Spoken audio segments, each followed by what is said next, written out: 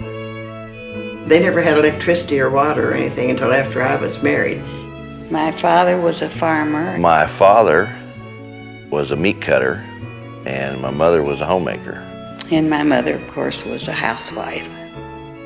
Back then, I really didn't have any interest in it, because back then you didn't think you'd going any more than Quincy. Not all over the world. Heavens, it was a big event to come to town. And to go to Hannibal, it was really an event. But people are proud to be from the rural towns, and they'll tell you.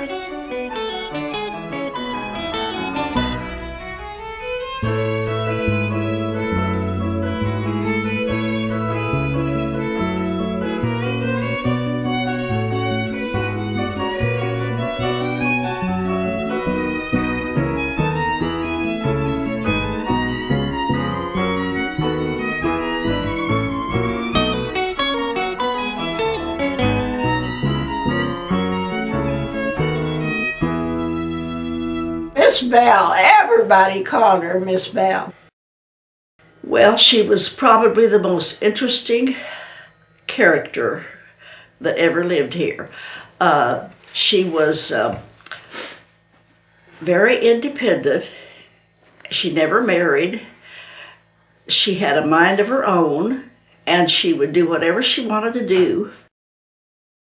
Belle Johnson was every bit the Victorian woman in appearance at the beginning of her career, but her demeanor and entrepreneurial spirit were, in contrast, atypical for a lady of that era. Born in Mendota, Illinois in 1864, she graduated at the age of 20 from St. Mary's College at Notre Dame in Indiana. Immediately thereafter, she moved to Missouri with her newlywed sister, Mary Walker, and her brother-in-law, R. Manning Walker. Eager to learn the business of portrait photography, in 1890 her ambitious spirit led her to apply for a position as an assistant in the studio of Mr. Rippey. It was merely months before she assumed sole ownership and became Monroe City's leading photographer. Operating a successful business, photographing babies, weddings, families, and high school athletic teams provided financial security, enabling Johnson to pursue her true passion, taking artistic photographs of people, animals, and flowers. She earned national and international recognition and awards. She experimented with composition, light, and color to produce skillfully executed photographs. Some are direct portraits, commissioned to commemorate a wedding or a graduation. Many are truly artistic statements, illustrating concepts like beauty and age. Johnson's photograph of 3 women with long hair, perhaps her best-known image, is among the most frequently reproduced photographs from the Massillon Museum's collection. A soft, shadowy background is typical of her studio portraits. She often toned her prints, giving them a delicate, approachable quality.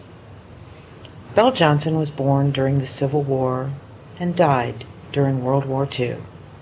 During her lifetime, she witnessed a great deal of change to the landscape of her hometown and the world. Yet, she continued to make beautiful pictures, never abandoning the imaginative and compassionate view she saw through her lens. Even though she wasn't a news photographer, she was the journalist of the time because she preserved the town's history. Her photographs served to tell us years and years later, what the town was about. The people that had Belle Johnson photos were extremely proud of having their family photographed by Belle Johnson because she was such a wonderful photographer. I'm sure in the periods of time that she was working, it wasn't always easy for these families to get together the money to have particularly their children photographed, but it was important to them. And we probably didn't have the money to spend on pictures, but they made sure that we had this taken. As a little kid, she started taking my picture when I was just starting to grow up, and I was kind of afraid of her. But she was eccentric, I would say for sure. you never knew where you were exactly. Yeah, everybody knew Miss Bale, and she was a character, but you accepted that. She always wore a long dress, sort of a gown, and dark colors. I went up to Miss Bale's. She lived upstairs in just a small place, but she had her photography work up there. And I went up there, and I had put on my formal, and she took a picture of me. The thing I do recollect is the big skylight. Had a big skylight above which lit the place up. And then the studio had a north big window, and that was where she had to get her lighting just right. And she was very particular. Now, this is my brother Don. He was 6 months. She was saying boo at him, and that made him squelch down more. And Mother said, if you let the little girl, me, come in, he'll grin for her. And I just appeared, and he grinned and grabbed his toe, and Mom says, shoot it, shoot it. But he saw me, and he grinned. My brother was small. Well, when she'd set her camera up and throw that hood over her head, it scared him to death. And he'd cry, and he'd cry. And she wasn't a very patient person. So then when he and I had ours taken together, I looked like this because I was mad. He kept saying, smile, smile. I didn't have anything to smile about. As we came out of the church when we got married, she was out there with this camera, you know, that she used in her studio with the black hood over right out there at the bottom of the steps. I took our picture there. She was very businesslike. And when she didn't want you to move, once she posed you, then she'd say this way or that way, and smile, which it was hard to smile sometimes.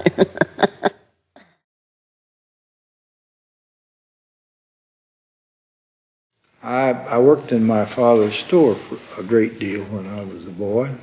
I started when my grandfather was living. He had me out in front on Saturday night, which was a big night. All the farmers came to town then on Saturdays, did their shopping, then stayed in town on Saturday night to go visiting with everybody. There used to be Saturday nights when people, especially the farm people would, that was their night, and they'd come to town. And Mamie, she'd come up and park her. She'd come up to Monroe on Saturday morning and park her car right in front of the drugstore and sit there all day and visit with people. Even I can remember in high school, we were still going Saturday night. People would sometimes, if they had 2 cars, would go down and park their car along the side of Main Street so they'd have the best place to sit and watch everybody. And Hawkins's across the street would have specials on, and one of their big specials was the bananas.